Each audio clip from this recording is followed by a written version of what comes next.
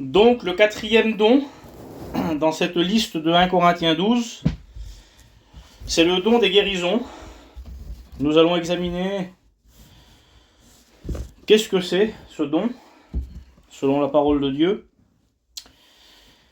Alors, avant tout, il faut dire que même sans le don des guérisons, les chrétiens sont appelés à prier les uns pour les autres, pour que les uns et les autres soient guéris. Jacques chapitre 5, verset 16. Et que même un chrétien, personnellement, individuellement, peut prier personnellement le Seigneur et être guéri. Jacques 5, verset 13, 2 Corinthiens chapitre 12, on le voit avec Paul, où Paul a prié personnellement le Seigneur en vue d'une infirmité de la chair. Et que troisièmement, même sans avoir le don des guérisons, un don de guérison, que tout ministre du Seigneur peut imposer les mains en vue de la guérison. Tout serviteur de Dieu, tout pasteur, tout ministre de Dieu peut imposer les mains pour les chrétiens en vue de la guérison. Jacques chapitre 5 verset 14 dit d'ailleurs que si quelqu'un est malade, qu'il appelle les anciens de l'église et qu'il prie pour lui en loignant d'huile. Donc on voit qu'il s'agit des anciens. Alors ici, ancien dans le texte désigne non pas un chrétien âgé, mais en fait le terme ancien ici désigne un ministère. L'ancien, c'est le pasteur, c'est l'évêque. Et donc on voit que c'est les pasteurs de l'église qui vont qui vont prier pour le malade en loignant d'huile en vue de la guérison. Alors, si les chrétiens sont appelés à prier les uns pour les autres pour être guéris, ou si un chrétien peut prier le Seigneur personnellement à être guéri, parce que Dieu honore la foi, ou si tous les pasteurs peuvent imposer les mains en vue de la guérison, tous les ministres du Seigneur, que ce soit l'évangéliste, le pasteur, etc. Alors pourquoi le don de guérison ? Et c'est là qu'on va plus spécifiquement détailler ce don. Eh bien en fait, même si le chrétien qui prie personnellement peut être guéri, même si tous les serviteurs de Dieu peuvent prier, tous les pasteurs peuvent prier pour les malades, celui qui a reçu le don de guérison aura plus de succès, aura plus fréquemment des guérisons par le biais de ce don au cours de son ministère. Parce que justement, il a reçu spécifiquement un don pour guérir les malades. Donc ça, c'est le don de guérison, c'est avoir beaucoup de résultats dans le domaine de la guérison. Alors il faut souligner que ce don de guérison n'a rien à voir avec ce qu'on appelle aujourd'hui les magnétiseurs, les guérisseurs, parce que d'ailleurs ces personnes-là ne prient pas au nom de Jésus, et ils se cachent souvent derrière ces pratiques des puissances ténébreuses. Donc évitons au passage, j'en profite pour le souligner, les personnes qui font ce genre de pratiques. Alors, examen biblique des dons de guérison. Et je dis des dons de guérison parce qu'il y a dans le texte original deux pluriels. C'est pour cela qu'il faut toujours avoir un regard attentif sur les textes originaux lorsqu'on étudie la parole de Dieu et surtout quand on étudie la doctrine biblique. Parce que les traducteurs parfois omettent certaines choses qui apparaissent dans le texte original. Et ils le font bien évidemment à tort parce que ça appauvrit. Ça appauvrit ce que le Seigneur voulait nous transmettre. Donc, don au pluriel, guérison au pluriel. Alors bien sûr, ça peut parler d'une intensité. Le pluriel peut évoquer l'intensité, c'est-à-dire que c'est fort, c'est puissant, les guérisons sont nombreuses, alors on parle de pluriel d'intensité. Mais on peut jeter aussi un regard sur une réalité qui peut bien refléter ces deux pluriels. C'est que les maladies sont tellement diverses et complexes qu'il y a évidemment des guérisons différentes. Et des guérisons différentes et qui peuvent s'opérer de manière différente. Et là, je vais donner un aperçu biblique, mais aussi refuter quelques erreurs, parce qu'il y a des excès à ce sujet.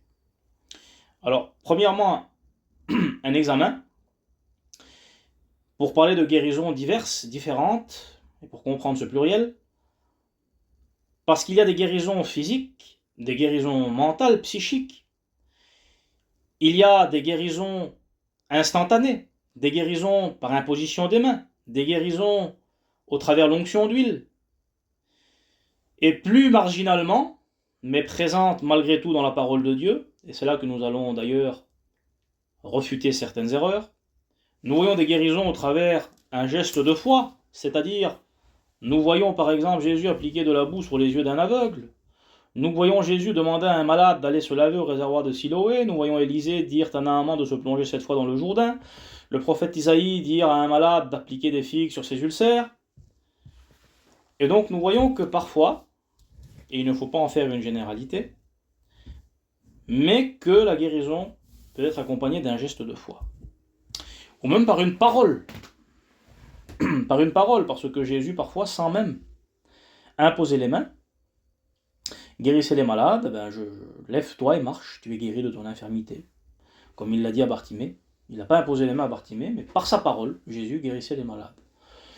Et de la même manière, les serviteurs de Dieu, par la foi, bien sûr toujours venir au nom de Jésus, et toujours venir par la foi, pas par notre propre autorité, pas par notre propre nom, parce que ça ferait de nous, en quelque sorte, des petits messies, ou des petits dieux.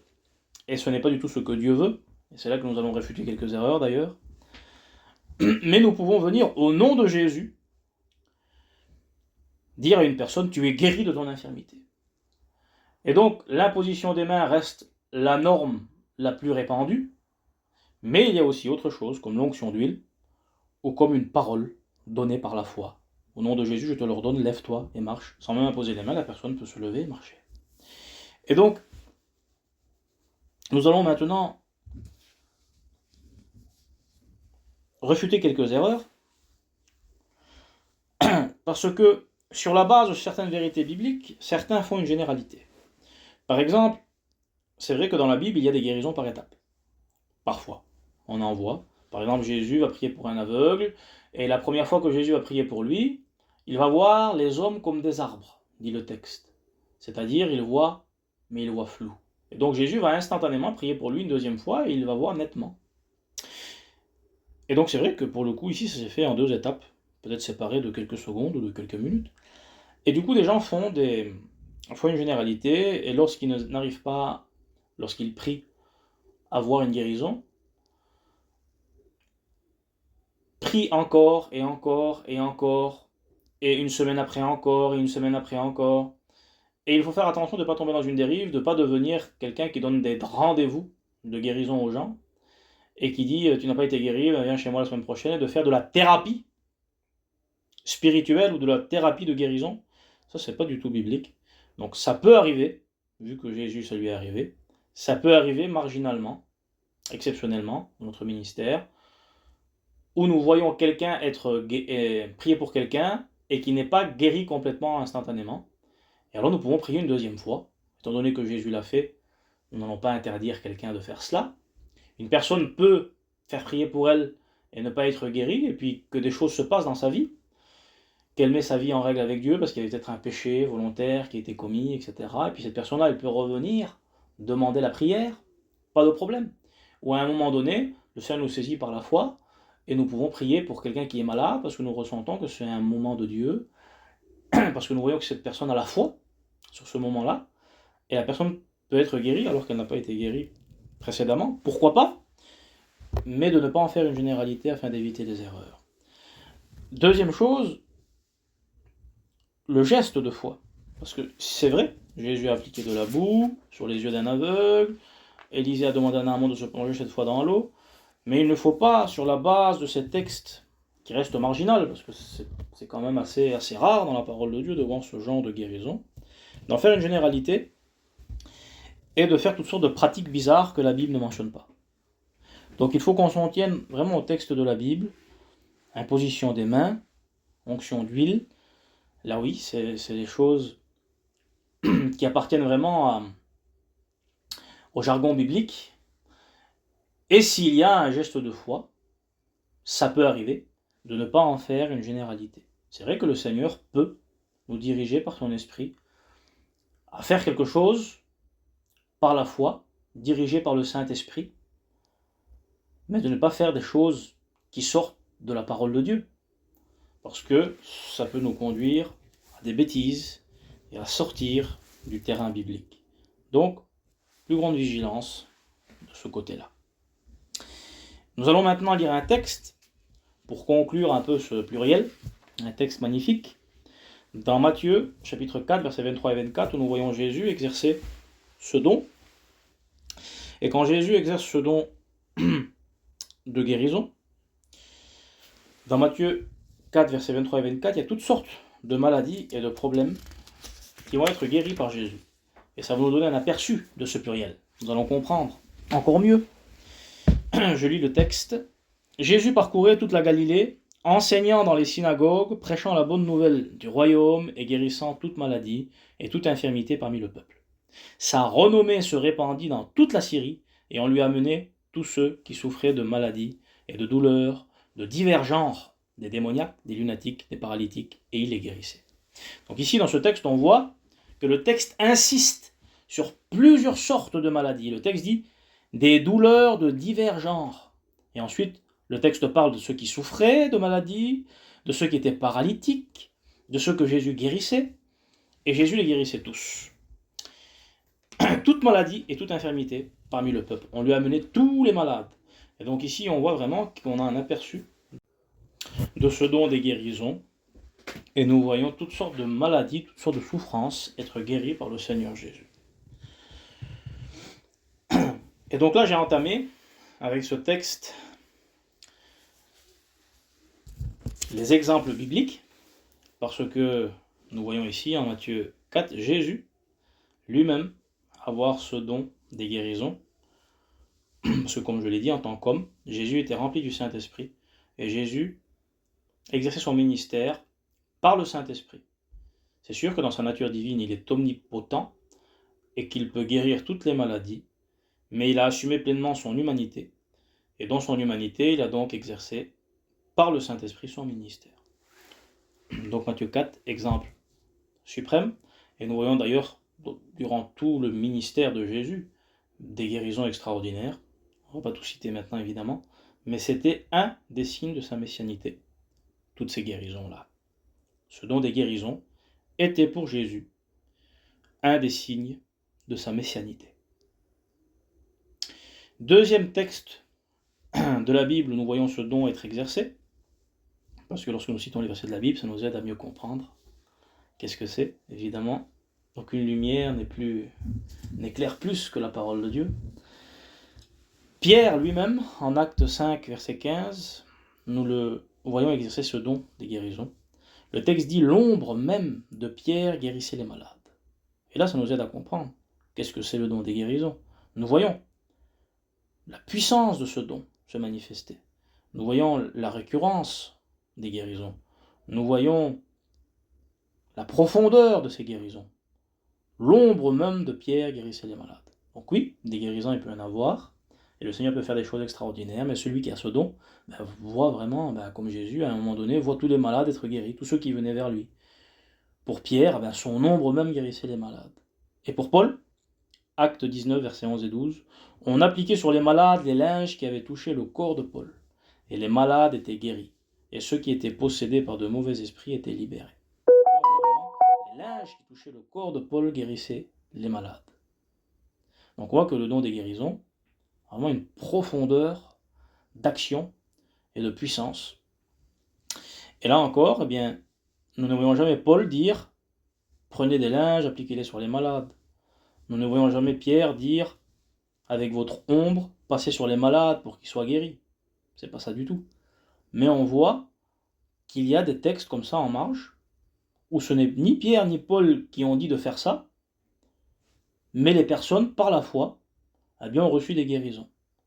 Et ça devient pour nous un danger, ce don peut se tourner en danger ou en excès, lorsque nous prenons certains textes comme ça, marginaux, et que nous en faisons une doctrine.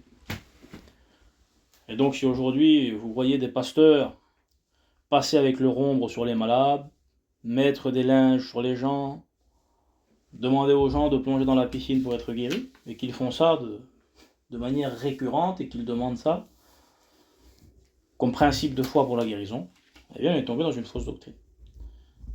Parce que ce qui est marginal, ce qui est exceptionnel, ne doit pas devenir quelque chose de courant. Donc, le don des guérisons, oui, il est disponible aujourd'hui, nous devons tendre vers ce don pour le bénéfice de l'œuvre de Dieu, et en même temps avoir le grand équilibre biblique afin d'exercer ce don selon la parole de Dieu. Voilà, en fait, ces principes, ils sont valables pour tous les domaines spirituels. Donc, nous avons vu qu'est-ce que c'est ce don, ce qu'il n'est pas,